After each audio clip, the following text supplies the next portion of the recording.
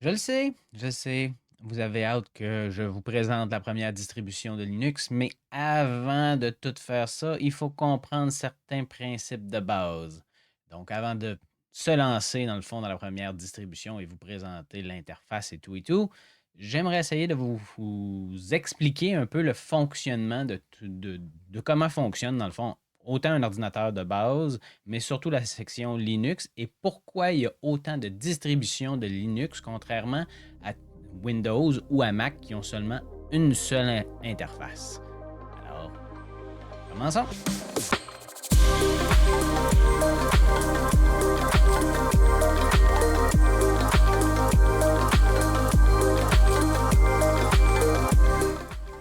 Contrairement à Windows ou à Mac qui ont seulement une seule interface, bon, qui évolue un petit peu à travers le temps, mais en général, c'est sensiblement toujours la même chose.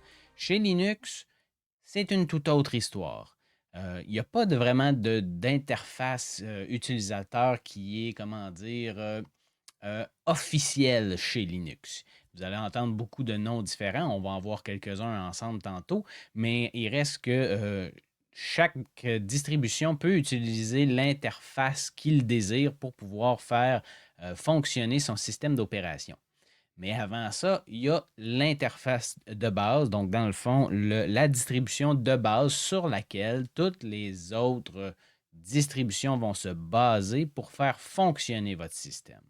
Mais pour vous expliquer un petit peu plus en détail, c'est important de comprendre tout ce qui se passe en arrière de tout ça. Donc, on va commencer. Je vais vous présenter ça. Je vais juste changer mon moniteur. Voilà. Donc, ça va vous aider un petit peu. À partir d'ici, dans le fond, vous allez comprendre un petit peu plus peut-être comment le tout fonctionne. Donc, si je commence ici en le bas, on a la couche qui est le fameux hardware, donc tout ce qui est composante de votre ordinateur. Et à partir de là, dans le fond, communiquer directement avec ça, l'être humain risque d'avoir beaucoup de difficultés parce que en fait, c'est juste des impulsions électriques qui se promènent dans ça et c'est dans le fond des 1 ou des 0 pour dire il y a du courant ou il n'y a pas de courant. Et tout faire fonctionner ça de A à Z, ça devient très complexe. C'est ce que le kernel fait pour nous, dans le fond, à partir de là. Donc, vous voyez que la première couche qu'il y a dans un système d'opération, bien entendu, c'est le kernel. Donc, le kernel, dans le fond, c'est le cœur du système. C'est ce qui communique, dans le fond, c'est ce qu'on pourrait dire, dans le fond, ce qui passe du logiciel au hardware et c'est ce qui fait la communication entre les deux. Et ensuite, vu que l'être humain ne comprend en fait, on comprend le binaire, mais c'est quand même très difficile à gérer et ça serait extrêmement long juste faire écrire un mot. Donc, dans ce cas-ci, on rajouter par-dessus ce qu'on appelle les outils. Et les outils, dans le fond, c'est en gros une façon de communiquer avec des mots qu'on connaît euh, vers le kernel et le kernel s'occupe de parler à tout ce qui est hardware qui est en dessous. Donc, dans le fond, les outils et le kernel, dans le fond, souvent sont jumelés ensemble.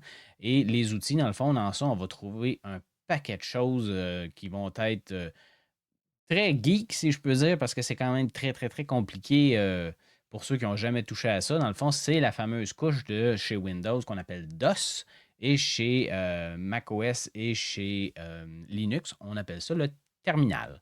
Donc, dans le fond, c'est les lignes de commande que vous ne voyez pas nécessairement lorsqu'on joue sur l'interface graphique de votre Windows. Et dans ça, on retrouve plein de choses, dont les lignes de commande qu'on connaît de base pour faire fonctionner le système d'opération qui permet à l'être humain de comprendre le langage de l'ordinateur. Donc, c'est une couche de langage. Et chez Linux, il y a, je dirais, trois grandes familles de langages qui existent. Il y en a beaucoup d'autres, là, mais il reste que il y en a trois qui sont beaucoup plus populaires que toutes les autres. On va en parler un petit peu plus tard dans la vidéo. Mais il faut comprendre que dans le fond, ces trois bases-là qui regroupent la partie bleue et la partie verte ensemble, c'est ce qui va faire en gros la base de toute distribution qui existe chez Linux. Fait que dans le fond, vous avez les trois plus gros, là, je vais les nommer maintenant. Dans le fond, vous avez tout ce qui est basé sur GNOME, donc GNOME, Ubuntu, qui sont les deux principaux ou ceux qui sont les plus utilisés de ce côté-là. Ensuite, vous avez la section qui est plus Red Hat Fedora, qui sont une autre distribution. C'est dans le fond, c'est comme un autre langage. Et vous avez ensuite la section Arch. Et Arch est quand même assez récent contrairement aux deux autres. Et Arch, dans le fond, est une autre façon de communiquer avec le système ou votre hardware comme tel. Et là, on va essayer de comprendre un petit peu la différence entre chaque. Le Ubuntu euh, est majoritairement utilisé pour des systèmes qui souhaitent être le plus stable possible. Donc, dans le fond, les mises à jour vont tarder un petit peu par rapport aux deux autres. Le pourquoi, c'est parce qu'ils visent la stabilité avant tout. Donc, vous allez souvent entendre parler d'une distribution qui est basée sur du Debian ou sur du Ubuntu. Et dans le fond, cette distribution-là, dans le fond, c'est probablement parce qu'elle vise la stabilité. Donc, pour la majorité des gens qui vont commencer sur Linux vont se diriger vers ces distributions-là parce que c'est plus simple, beaucoup plus stable, donc plus difficile à briser, si je peux dire. Et dans le fond, c'est ce qui vous permet d'être beaucoup plus stable et beaucoup plus efficace lorsque vous travaillez. Ensuite, à l'autre extrémité, on a le petit nouveau, dans le fond, qui s'appelle Arch. Et Arch, dans le fond, lui, c'est un peu l'inverse. Fait qu'au lieu, dans le fond, de tarder avant de mettre des mises à jour ou avant de développer des nouveaux systèmes ou des nouvelles choses, ben lui, il est à la fine pointe de la technologie. Il est, là, je dirais, là, le plus évolutif dans le temps et c'est, dans le fond, le plus avant-gardiste par rapport à toutes les autres distributions. Par contre, il faut savoir ce qu'on fait sur Arch, parce que Arch, dans le fond, étant donné qu'il est à la fine pointe de la technologie, et à chaque fois qu'il y a un nouvel appareil ou un nouveau hardware ou un nouveau pilote de votre carte graphique, par exemple, ou des choses dans ce style-là, eh ben, ils vont sortir sur Arch en premier. Il y a certains avantages à ça. Donc, si vous êtes, par exemple, un gamer, ben, probablement que le Arch va être un petit peu plus intéressant pour vous parce que toutes les nouvelles mises à jour, les nouvelles fonctionnalités, les nouvelles choses vont sortir sur Arch. Et là, je ne dis pas que Ubuntu ne peut pas les avoir à partir du jour 1. C'est juste qu'il faut que ceux qui maintiennent la distribution décident de l'injecter directement dans leur distribution pour le faire fonctionner. Mais en général, ça arrive un petit peu moins rapidement sur tout ce qui est Debian Ubuntu.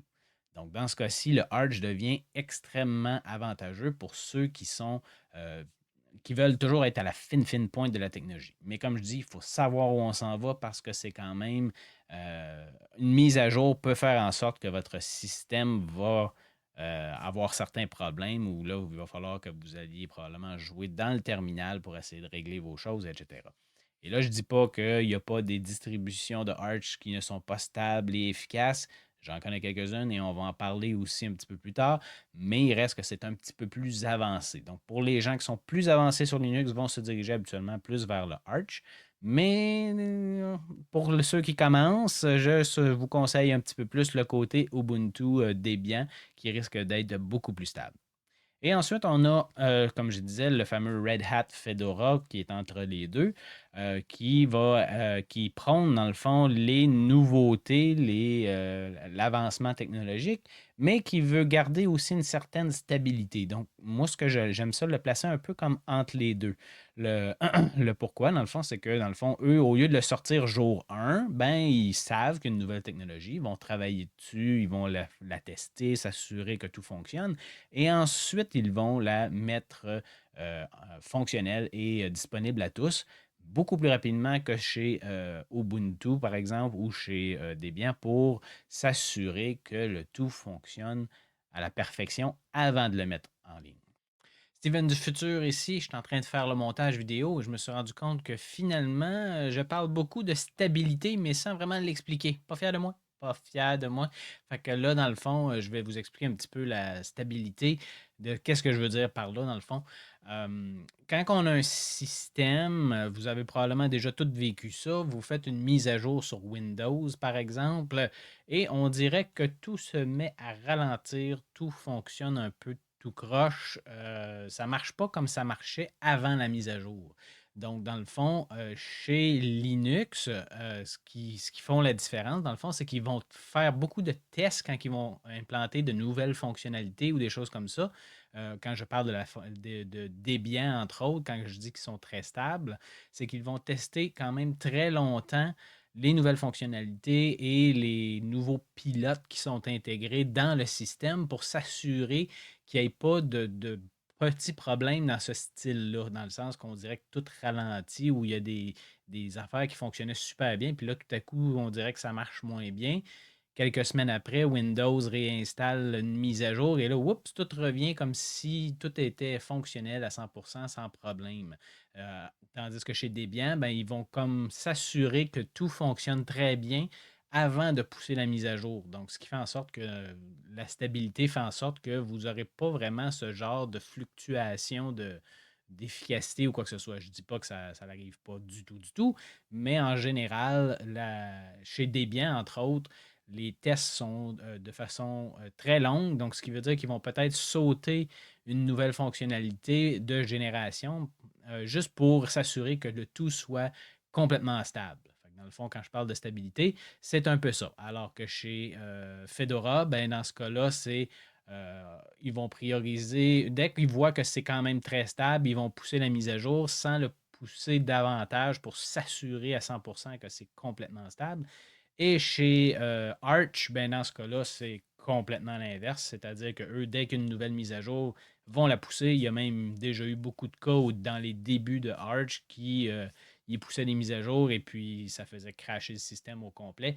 Donc là, c'est beaucoup moins pire que c'était avant, mais il reste que c'est un petit peu plus à risque que les deux autres. Donc, à vous déterminer. Donc, c'est ce que je voulais dire, entre autres, par la stabilité. Alors, retournons aux vidéos. Mais me revoilà. Je suis de retour du futur. Donc, dans le fond, c'est les trois bases que vous allez rencontrer le plus souvent. Et dans le fond, à partir de ces trois bases-là, toutes les autres distributions vont se baser sur ces trois-là. Et là, comme je disais, il y en a d'autres, là, mais pour le besoin de la cause, pour la simplicité et tout, je vous dirais que ce sont les trois plus utilisés dans tout ce que vous allez rencontrer sur les distributions que vous allez chercher. Donc, à partir de là, dans le fond, une fois qu'on a notre base, notre kernel, qui est ce qu'on connaît, donc la partie bleue et verte qu'on voit à l'écran, eh bien, après ça, on rajoute par-dessus ça une interface utilisateur. L'interface utilisateur, lui, dans le fond, ça se trouve à être tout ce qui fait en sorte qu'on est capable de cliquer les icônes, le look, l'interface graphique, dans le fond, que vous voyez, donc le fameux Windows ou le fameux macOS. Mais chez Linux, il n'y a pas vraiment d'interface graphique, comme je disais tantôt, qui est officielle chez Linux. Il y en a beaucoup qui sont développés en même temps et qui avancent dans le temps selon leurs besoins ou ce que les gens semblent vouloir. Donc, vous allez retrouver très souvent les deux plus avancés ou ceux, pas nécessairement plus avancés, mais je dirais les deux plus populaires, ça se trouve être GNOME et KDE. Donc, vous voyez un peu les images à l'écran. On pourrait peut-être essayer de trouver certaines petites interfaces pour vous montrer un petit peu qu'est-ce qu'il y en est. Mais ça se trouve à être les deux plus populaires, les deux qui sont les plus travaillés présentement sur les interfaces Linux. Et vous risquez de les voir dans beaucoup de distributions lorsque vous allez commencer à rechercher la distribution qui vous intéresse le plus. Ensuite, on a XFCE qui est un petit peu plus âgé, qui est très stable par contre, beaucoup plus léger que les deux autres. Les autres sont beaucoup plus, je vais dire entre guillemets, flashy, donc ils sont beaucoup plus euh, beaux à l'œil, si je peux dire, tandis que le XFCE est un petit peu moins beau, mais beaucoup plus stable, donc beaucoup plus léger aussi. On va le retrouver souvent sur des distributions qui sont un petit peu plus âgées ou sur des distributions qui vont prôner la rapidité, l'efficacité par rapport aux deux autres qui sont un petit peu plus fancy, si je peux dire, sur les côtés. Ensuite, on a Cinnamon. Cinnamon qui a été développé majoritairement pour une distribution qui est Linux Mint, mais qu'on peut voir quelquefois dans d'autres distributions à gauche, à droite. Mais je vous dirais que c'est majoritairement développé pour Linux Mint. Dans le fond, c'est une distribution qui est, je devrais dire, une interface utilisateur qui est quand même très populaire, puisque Linux Mint est probablement une des distributions les plus populaires sur le marché présentement. Donc, ce n'est qu'un aperçu. J'en ai mis seulement 4, mais il y en a énormément d'autres et je ne ferai pas le tour de chacune d'elles parce qu'on n'en finirait plus.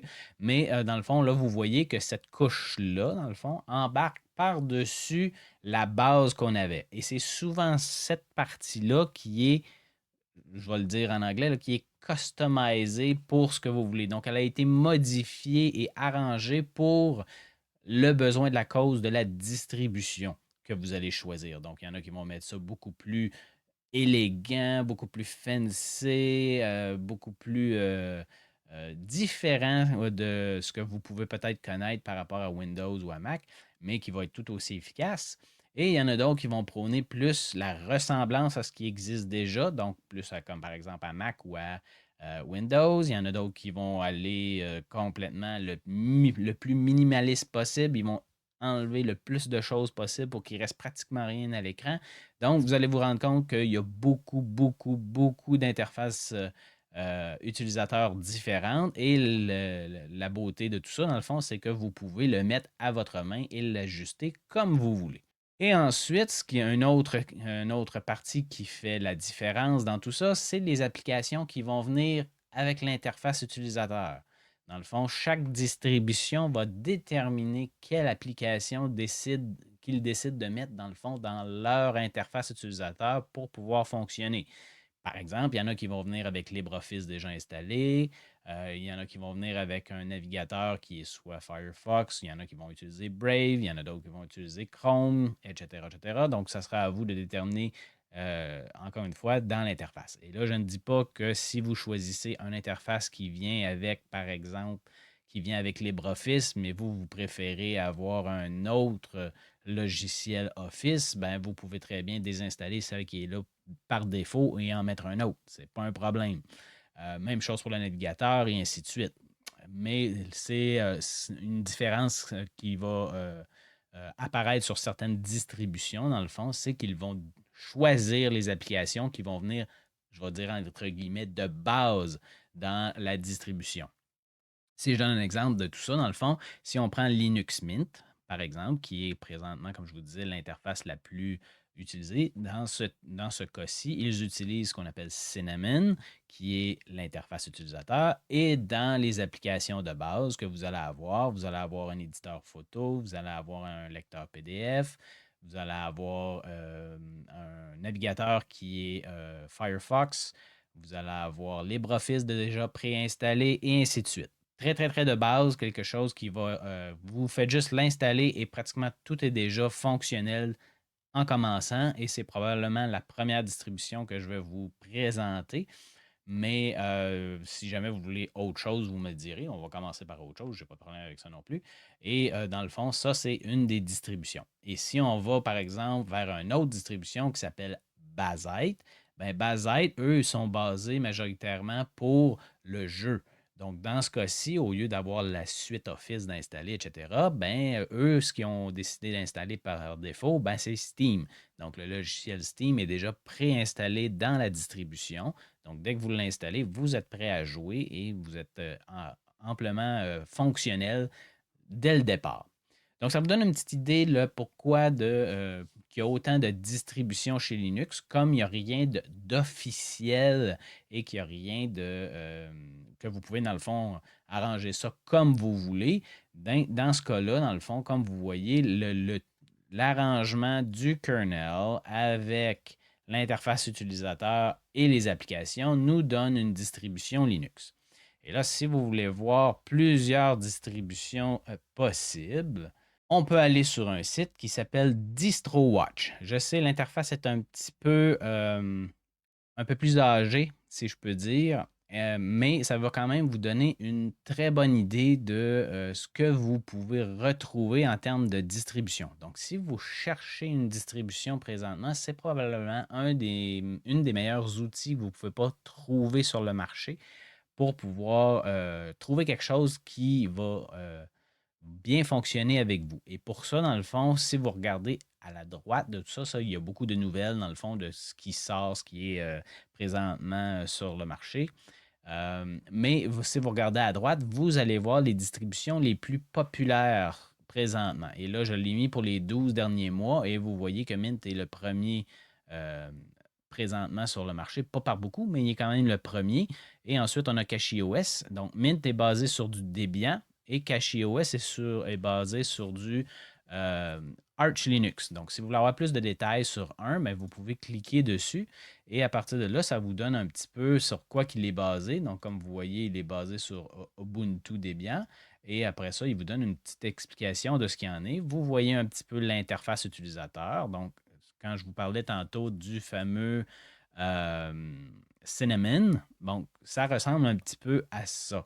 Donc, je vais sûrement vous présenter Linux Mint beaucoup plus en détail un petit peu plus tard, mais pour l'instant, je crois que ça peut vous donner une bonne idée. Vous pourriez aller vous promener sur le site, aller voir d'autres distributions qui pourraient peut-être vous intéresser.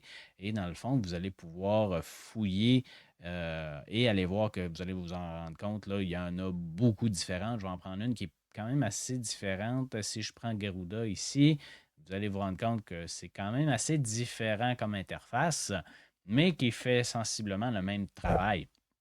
Garuda, by the way, est une distribution qui est basée beaucoup plus pour le jeu. Donc, si jamais ça vous intéresse, ça pourrait peut-être être quelque chose que vous pourriez regarder. Donc, c'est un peu le pourquoi qu'il y a autant de distributions sur Linux. Et dans le fond, ça sera à vous, comme je vous disais, de fouiller un petit peu, regarder ce qui pourrait vous intéresser. Et dans tout ça, dans le fond, je pourrais peut-être, dans une autre vidéo, faire un peu un classement de distributions qui pourraient peut-être vous intéresser selon vos besoins. Et à partir de là, dans le fond, ça va peut-être vous enligner un petit peu plus sur ce qui pourrait rentrer dans votre ordinateur ou qui pourrait remplacer le fameux Windows qui est en train de mourir, donc le Windows 10 qui est en train de mourir, ou parce que vous êtes tanné d'être suivi par Microsoft partout, par tous ces moyens contournés de vous suivre à la trace et d'essayer de vous pousser dans la gorge tous leurs produits qui ne sont pas nécessairement bons pour vous.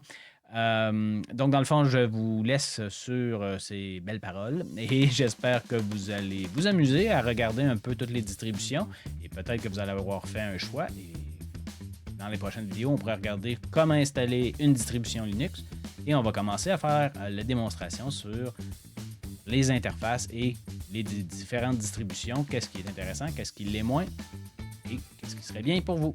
Alors, sur ce, je vous dis à la prochaine, soyez sages, ciao, ciao!